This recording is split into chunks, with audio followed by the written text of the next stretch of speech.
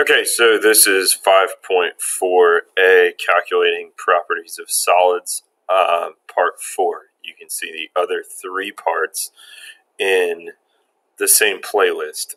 So where we last left off was number 2, part C, which is what is the weight of the wood board. So we got our formula here, W equals volume times density.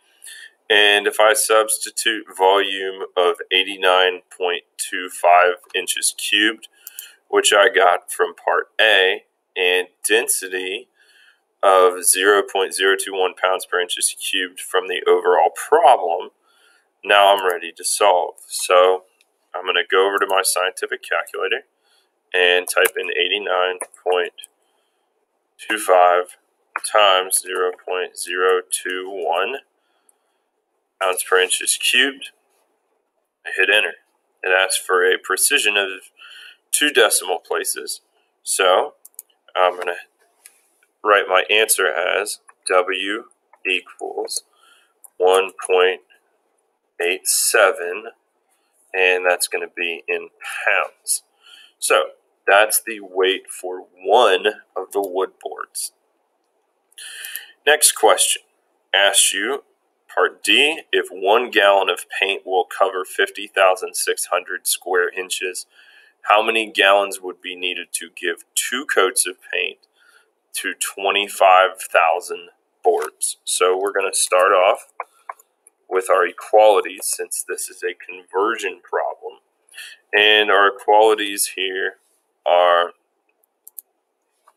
1 gallon equals 57,600 inches squared. And our next equality is surface area,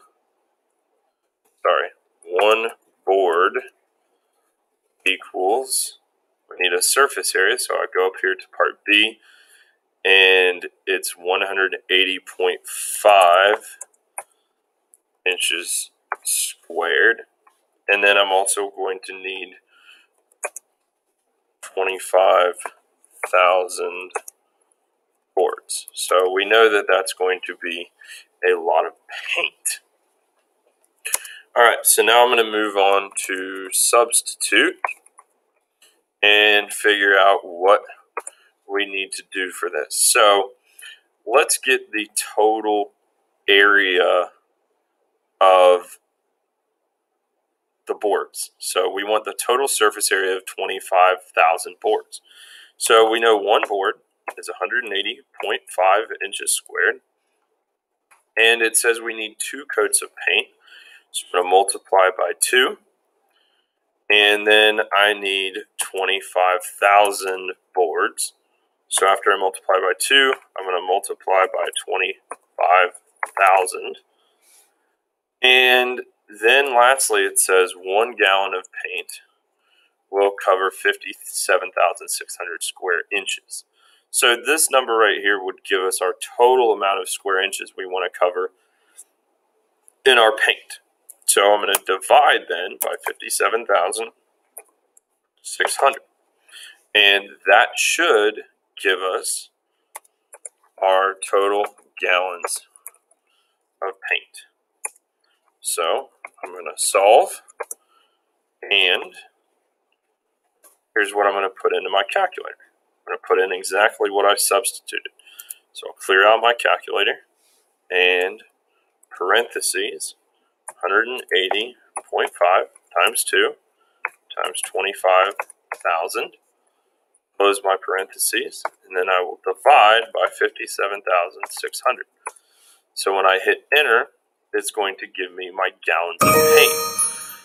156.68 4027778 gallons of paint. Now, we always need whole gallons because that's how we have to buy it. So my answer is 157 gallons of paint to cover all of the boards. And that is going to be part D.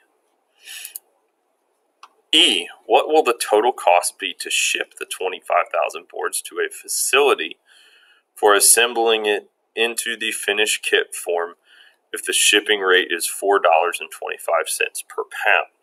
So, again, this is a conversion. So I'm going to type in my equalities first, and I get 1 pound equals $4.25, and then I know I need 25,000 boards. And lastly, 1 board equals, and I get my number of pounds from part C up here. So 1 board equals 1.87 pounds. Right? So next I'll move on to substitute. Again, notice how I'm writing out my whole formula before I go to my calculator. So I'm going to type in 1 times 425, because that's the amount to ship 1 pound, times 1.87 pounds, because that's the amount of pounds that equals 1 board, times 25,000 boards. And now I'm ready to solve. So go back to my calculator. 1 times 4.25 times 25,000 times 1.87. All right, and I get $198,687.50. Now, that seems like a very large number, but we need to consider how many boards we're actually shipping. So E is done. All right, last question. F, if a 2x6, which means the actual dimensions of the board are 1.5 by 5.5 inches, is milled from the same wood, therefore has the same density, and weighs 3.2 pounds, how long is the board? So this equation, we are looking for a new measurement of length. All right, so we'll take our length measurements by going to volume. So what we need to do first is figure out what a volume is. So I'm going to use weight equals V times dW is one of my equations. And then volume equals width times depth times height. And that's my other measurement. Now, it says how long is the board? Well, we don't really have length here. In this case, we're going to substitute length for depth. So let's substitute. And we have to rework this problem algebraically to get volume. So my weight is 3.2 pounds. And then I'm going to divide by my density. Now, it has the same density as the other board. So if I scroll up here, it's 0.021 pounds per inches cubed. So 3.2 divided by 0.021. And then I'm going to get a volume measurement. Now, once I do that, then what I'm going to do is figure out depth. So I'll combine like terms of width and height, which I already know, and divide by my new volume. So D is going to equal volume over width times height. V divided by WH. And then we'll solve that. So once you solve that, you can answer the conclusion questions in complete sentences below, and then turn in your assignment.